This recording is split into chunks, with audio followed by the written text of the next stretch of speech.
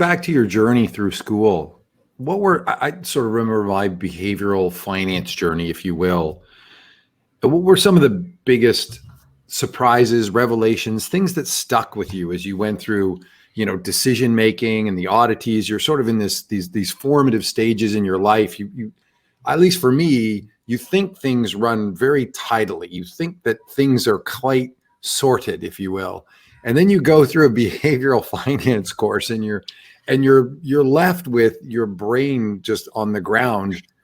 And you have to scrape it all back in the bucket and start to try and figure out, okay, wait a second, nothing's real almost. And you just kind of, I find myself in this cycle as the decades go by, and I don't know if it's gotten any better, but for you, what were the sort of the highlight moments where you're like, wow, okay, this is strange. The world is not as it would seem. Yeah, I think I love that aspect of it. Number one, because I think it's accessible to everybody. If you're not amazing at math, you might not be able to get into some of the more quantitative stuff. But that idea of that, like, wait, I have to figure out how I make decisions and how I might make mistakes, that's accessible to everybody to sort of ponder over. And it also gives you that greater depth of experience. Like, okay, the world is a much richer, more interesting place than I thought. Two of them jump out at me. One of which was, Dan Gilbert did a study about how good we are at predicting what's going to make us happy, right? So basically everything you do comes down to, I'm going to do something and it'll make me happy in the future. So I'm going to go and plan on that. Might be short-term, might be long-term. And of course, all the time we do things where it doesn't make us happy. You kind of end up drinking too much. It's a fun night, but it's a really bad day the next day. It's a fun night and a bad morning. Yeah. A bad day. Like I am of an age where a hangover is not merely a morning phenomena; it is an all-day phenomena. So post riff is like that for me all the time. It's just 1 hour's worth of drinking is enough for me to just be gone for the rest of the day. I will point out I am drinking a non-alcoholic beer. Every behavioral person has a strong respect for placebos, so I'm getting like 50 or 60% of the hit and none of the regrets. There you go. Sure. So I'm drinking a light beer, but I'm going to drink them 20 to 30% faster. Much like the low-fat sour cream, how you give yourself so much more that it doesn't help. It's the same thing. Yeah.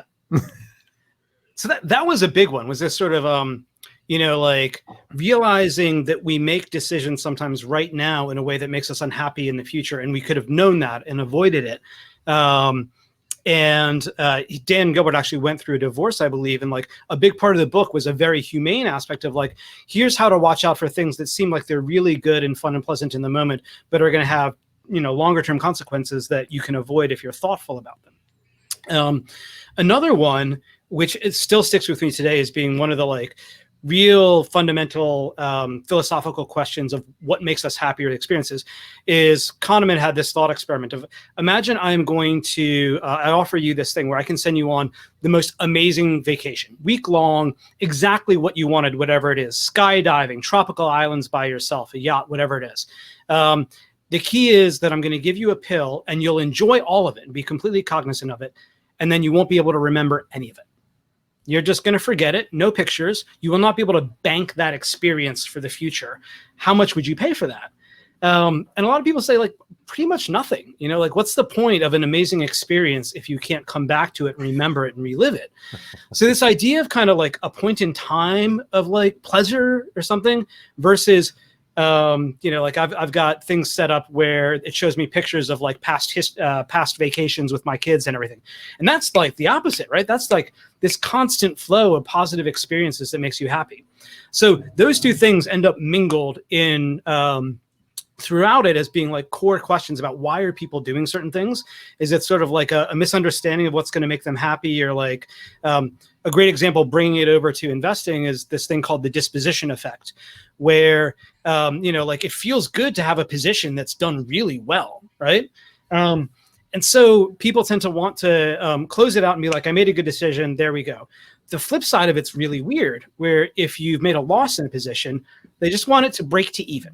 And so they will hold on to that position until it gets to even, and then they sell it. And it's bizarre because if you have something that you think is going to go up, holding on to something that you have no reason to think is going to go up, it just makes no sense. But that sense of like, something will feel bad right now if I do it, and I'm going to therefore do something that doesn't make sense, that keeps coming up over and over again. That doing something right now for immediate pleasure versus making a smart long-term decision. The one marshmallow versus two marshmallows. I think that whole story reminded me of something my wife said to me. Anyway, I do not have that discussion with my wife if you don't mind. Let's not have. Oh that no, discussion. guys, he's here.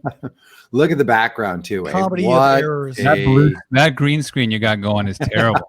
Great green I know, screen. exactly. Just throwing it in everybody's face. It's a little dark, I guess. But trying something new. I was having a Corona. I thought I got to sit outside.